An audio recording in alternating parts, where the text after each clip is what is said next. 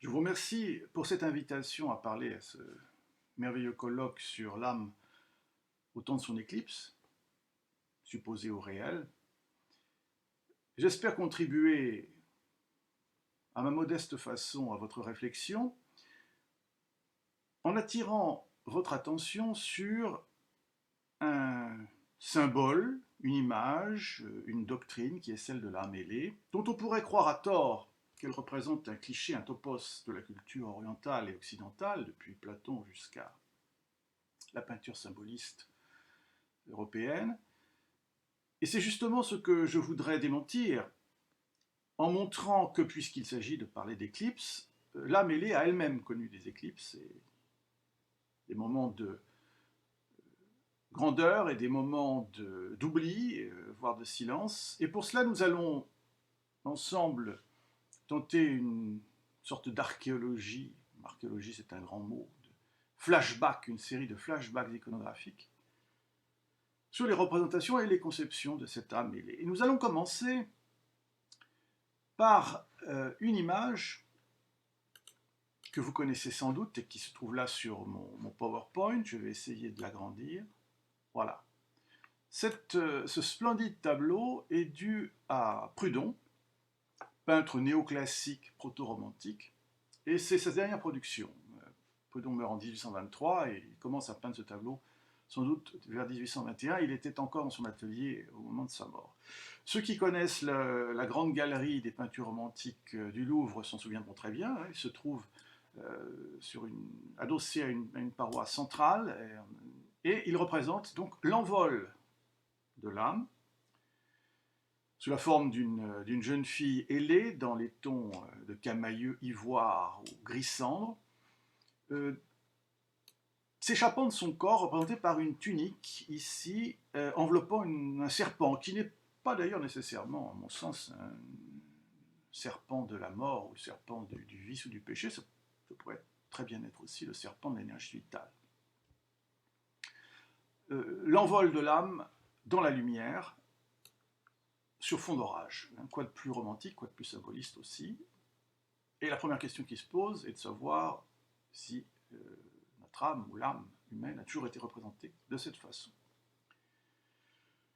Il se trouve que non, que si nous tentons maintenant ce flashback dont je vous parlais, iconographique, vers les premières représentations de l'âme dans l'iconographie chrétienne, l'âme en général est, comme vous le savez, comme le savent les médiévistes qui m'écoutent, représentée par un enfant, une figure minuscule, aptère, dépourvue d'aile. C'est par exemple le cas dans l'une des très célèbres visions eschatologiques que nous a légué le Haut Moyen-Âge, à savoir la vision Baronti, la visio Baronti. Voici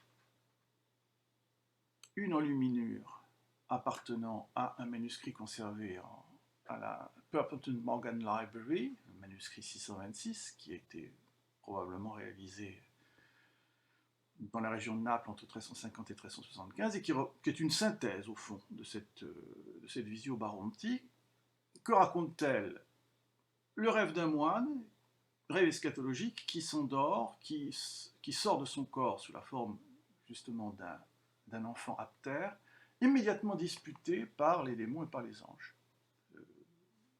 L'essentiel de la vision Baronti, c'est justement cette lutte entre le bien et le mal dont l'âme est l'objet, puisque les démons réclament à Dieu, à Saint Pierre lui-même, l'âme du moine, de l'ermite, et qu'au terme de la vision, après un épisode d'épreuve et de vision eschatologique,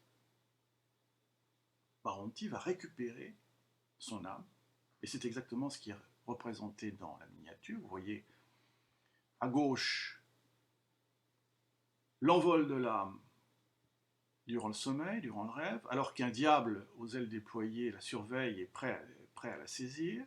Et puis, à droite, la réincorporation de l'âme, toujours sous la forme d'un enfant aptère, mais cette fois muni d'une auréole, puisque dans l'entretemps de la vision, bien, Baronti a échappé à la damnation, a échappé à ces diables poursuiveurs, et il est placé sous la protection angélique. Dans les deux cas, nous avons affaire à une âme sans elle. Et c'est plutôt d'ailleurs cette représentation qui domine.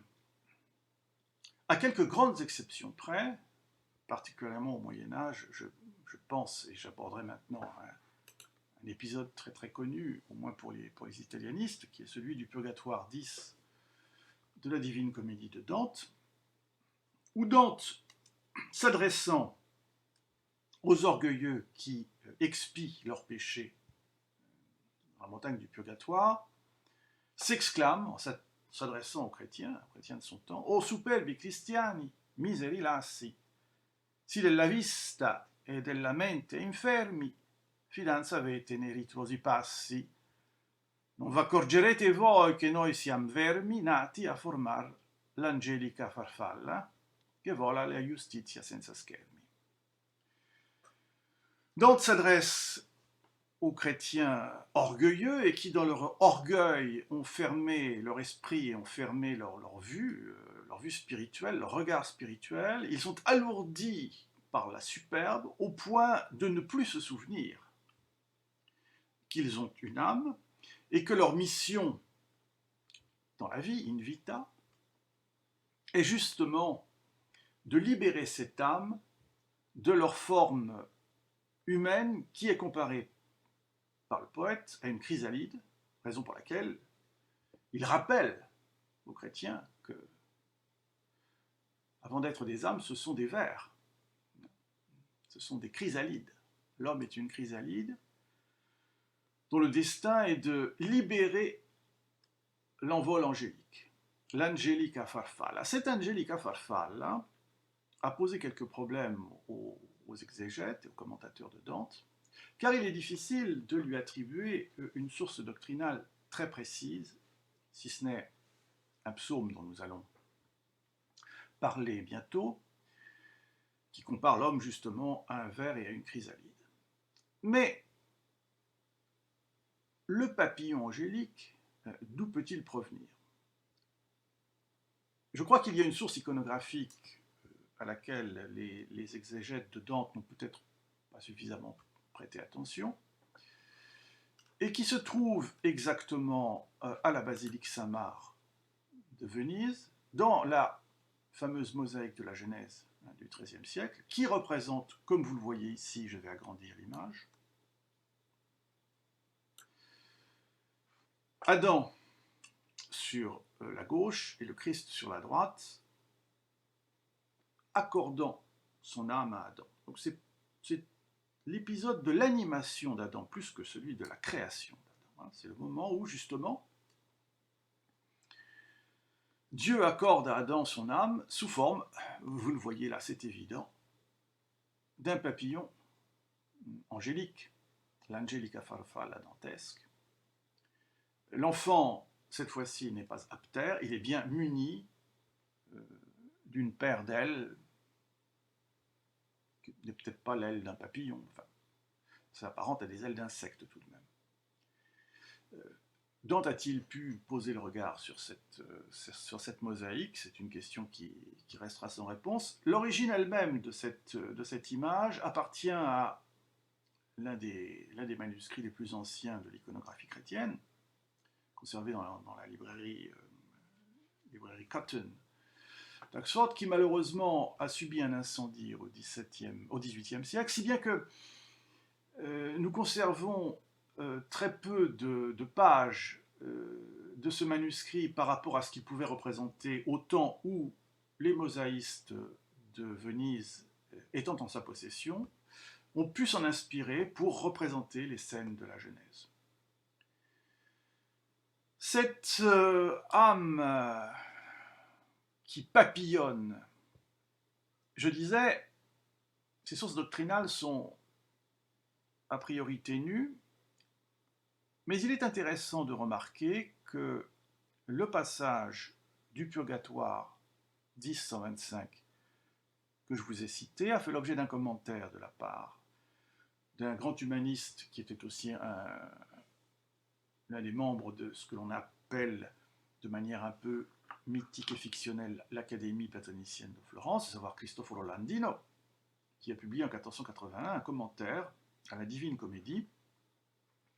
Et voilà ce qu'il dit justement dans son commentaire à ce passage très précis du Purgatoire.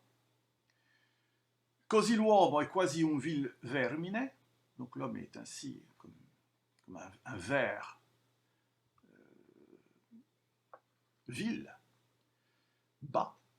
Onde dice il psalmista ego autem sum vermis et non homo, c'est pourquoi le psalmiste dit, et Landino cite Psaume 21,7, je ne suis donc pas un homme, mais un ver de terre, ou un ver.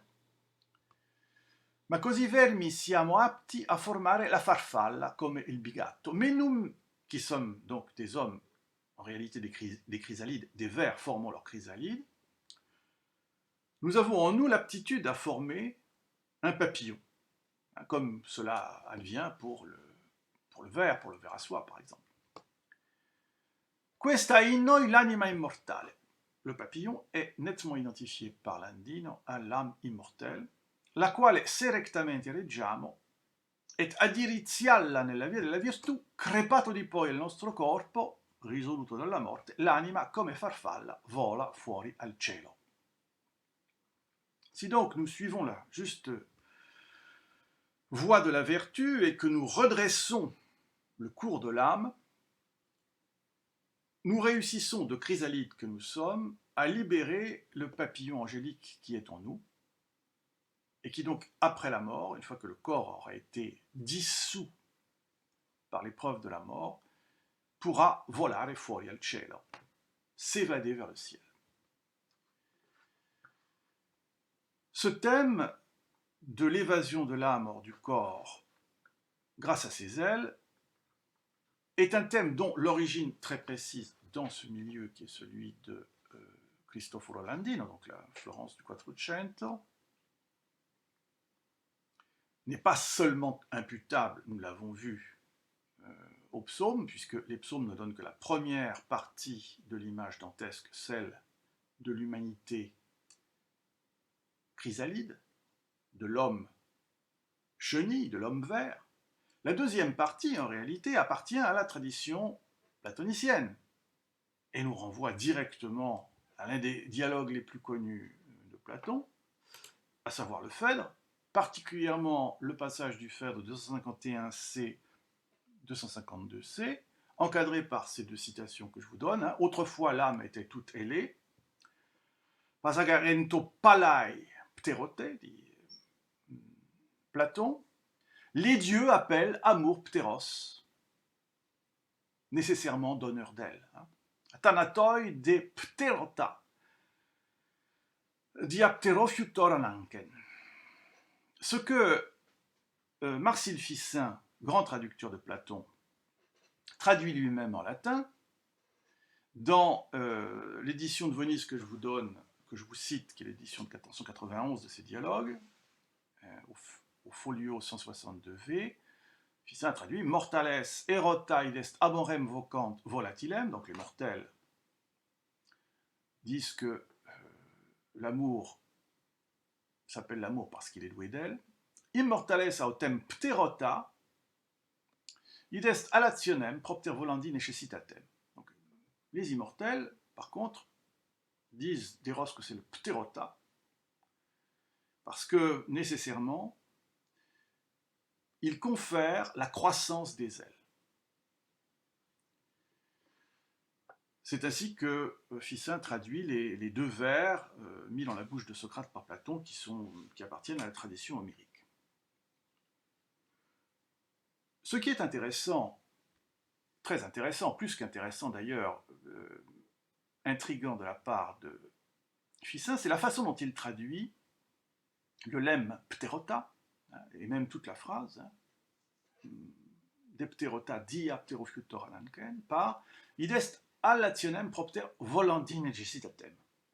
Pourquoi est-ce intéressant et passionnant? Eh bien parce que le lemme alatio, alationem à l'accusatif, est une invention ficinienne en grande partie, certainement une invention ficinienne, dû à la pauvreté du lexique latin, du lexique philosophique et théologique latin, pour décrire ce phénomène qui est celui de la croissance des ailes sur l'âme humaine. L'angelica farfalla, nous avons vu qu'elle correspond à un processus de transformation. Et cette transformation, Ficin la retrouve exactement dans le Phèdre de Platon, mais il doit la traduire. Et pour la traduire, il invente ce terme d'alatio, qui est un terme très rare, on le trouve, mais sans aucune référence à Platon, et d'ailleurs sans aucune même référence au phénomène de la croissance des ailes sous l'influence, nous allons le voir, de la beauté et de l'amour pour la beauté, dans le Speculum Sapientiae, qui est attribué au pseudo-Cyril, et dans une glose à Porphyre d'Abélard. Ce n'est pas là, certainement, que Ficin a eu l'idée du lemme alatio. Je pense que c'est plutôt en travaillant sur la traduction latine de l'éthique d'Aristote et en repérant un autre terme qui est celui de l'amatio, qui est la première expérience amoureuse, l'éclosion de l'amour, dans l'éthique, traduite en latin par amatio. C'est là que Ficin, mettant en perspective la croissance des ailes de l'âme avec l'expérience de la beauté du Phèdre et le ravissement de l'amour, a trouvé sans doute la source et le calque à faire d'alatio sur amatio. Cette alatio, comment Ficin la conçoit-il? C'est là que les choses deviennent encore plus passionnantes, à savoir que l'alatio est le produit, nous venons de le dire, d'une double expérience, qui est l'expérience de la séduction de la beauté et de l'amour éprouvé par l'âme pour cette beauté, de l'amatio de l'âme pour la beauté. On pourrait dire, en combinant les deux termes, que l'amatio de l'âme pour la beauté engendre son alatio. Que l'énamourement de l'âme pour le beau est à l'origine de la poussée de ses ailes. Et ce que nous dit Ficin, c'est que cette alatio, cette croissance ailée de l'âme, est le fruit d'une influence, ce qu'il appelle l'influxus. Et il le dit dans son commentaire au Phèdre, que je vous cite dans l'édition de Michael Allen, qui a été publiée dans la série bleue des Tatti en 2008, page 157. Puis ça nous dit, influxus dicitur, quia non solum movet visum, sed naturam penitus afficit, calores licet, atque motu excitat et sublimia, et reformat, atque transformat. Donc, on dit que l'âme voit ses ailes pousser sous l'effet d'un influxus, d'un flux et d'une influence, non seulement parce que ce flux, cette influence, émeut la vision, réveille la vision, mauvaise vision, mais surtout parce que elle affecte la nature de l'âme par une chaleur et par un mouvement, qui excite l'âme à rejoindre les réalités les plus sublimes. Et non seulement elle excite l'âme à rejoindre les réalités les plus sublimes, mais reformat atque transformat. Elle réforme l'âme et elle la transforme. C'est exactement le processus poétiquement décrit par Dante à l'adresse des chrétiens orgueilleux du Purgatoire 10, 125, à savoir que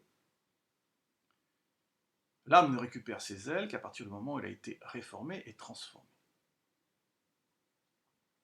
Le processus chez Ficin se multiplie, puisqu'il s'agit d'une part d'une émotion visuelle, ensuite d'une émotion affective, la chaleur, et ensuite, troisièmement, d'une incitation, puis d'une réformation, purification, et enfin d'une transformation. Denique concludit amorem alatum esse. Et au terme de toutes ces métamorphoses, pourrait-on dire, alors Ficin nous dit que l'âme est ailée, devient ailée. Parce que l'âme nous élève aux sublimes réalités. Donc, l'âme est ailée parce que l'amour lui-même est ailé. Et l'amour communique ses ailes à l'âme. La traduction de Ficin, disais-je, est très intéressante, et doublement intéressante parce qu'influxus traduit en réalité deux termes grecs. Influxus traduit Phèdre 251b2 qui est aporoé, c'est le flux, le ruissellement du beau sur l'âme, hein, qui, vous vous en souvenez, engendre cette croissance des ailes. Les ailes sont arrosées par un flux de beauté et de désir, qui engendre un désir, hein, et les ailes se mettent à pousser. Ça, c'est le premier terme, aporoé, que Ficin traduit par influxus. Le deuxième terme appartient au Phèdre 251 C7. Influxus traduit chiméros. Et chiméros, c'est l'un des fils de Vénus, l'un des frères d'Eros, le plus rapide, le plus emporté, le plus violent, celui qui a les ailes les plus grandes et qui va au-devant de l'amoureux. C'est celui qui capture au fond. Hein, c'est presque un oiseau de proie, chiméros. Ficin traduit les deux termes, aporoé et chiméros, par influxus. Il réunit en un seul terme les deux expériences, celle de la beauté et celle de l'amour, afin d'expliquer comment se produit l'alatio de l'âme.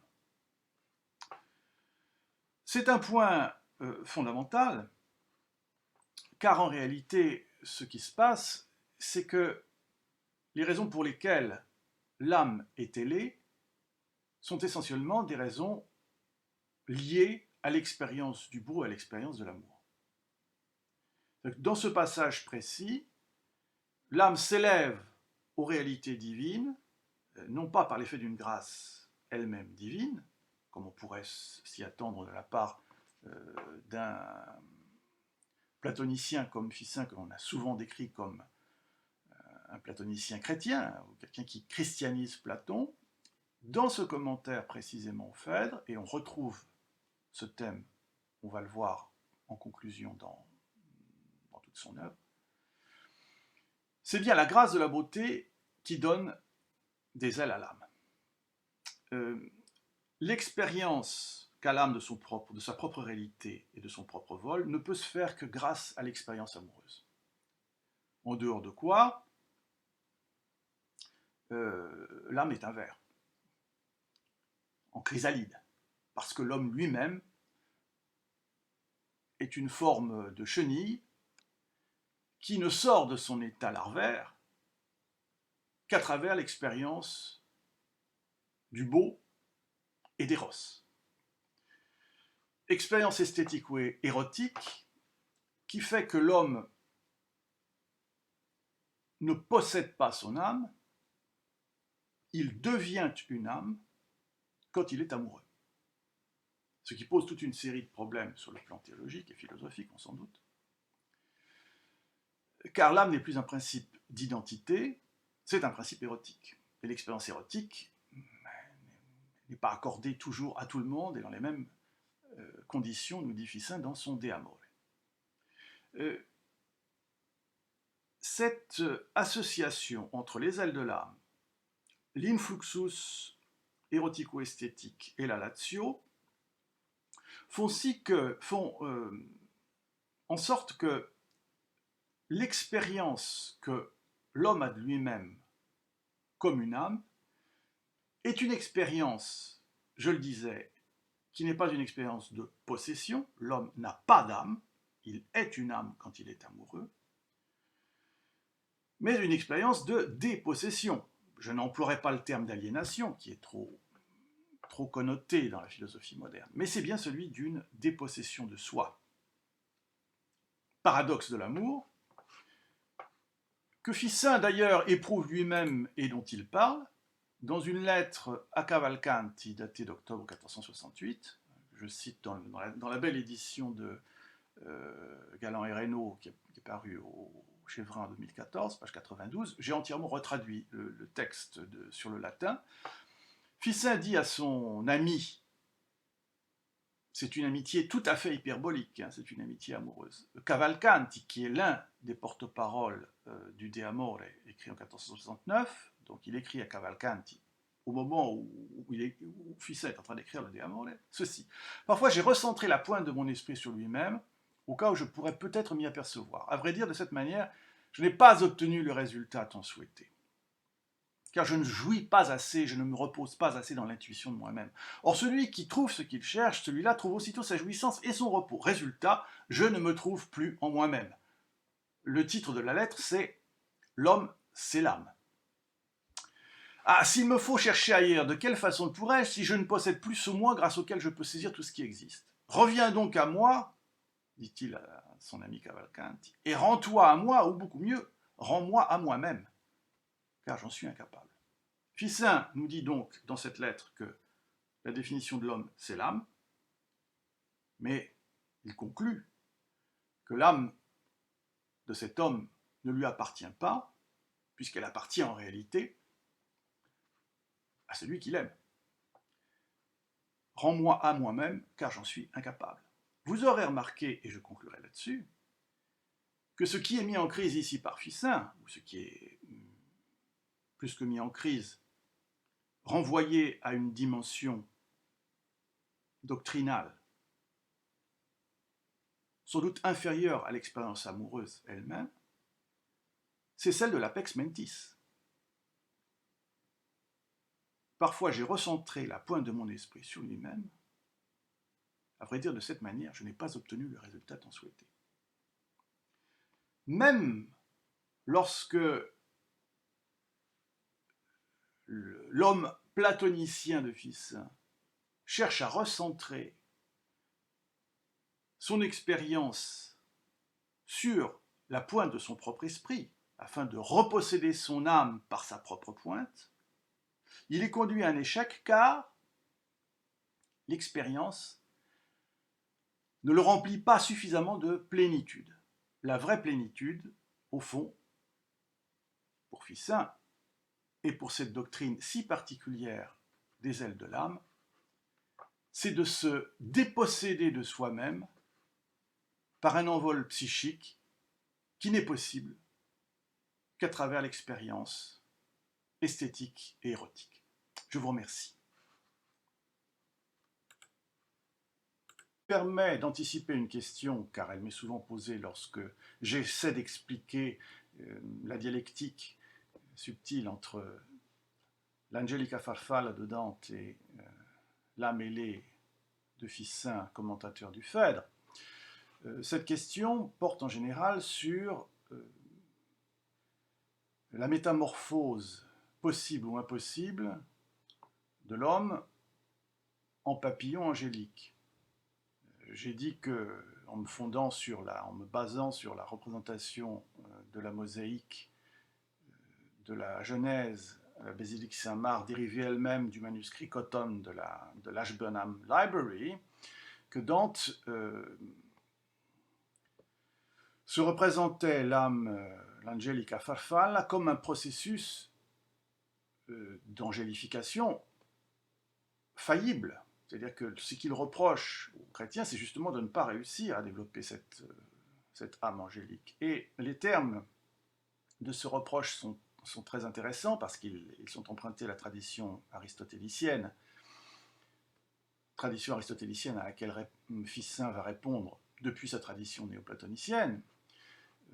Dante dit aux chrétiens incapables de se transformer en papillon angélique: Voi siete quasi entomata in defecto, si come verme in cui formation falla. Vous êtes comme des entomata défectueux, comme le ver, comme la chenille, la chrysalide, laquelle la formation du papillon échoue.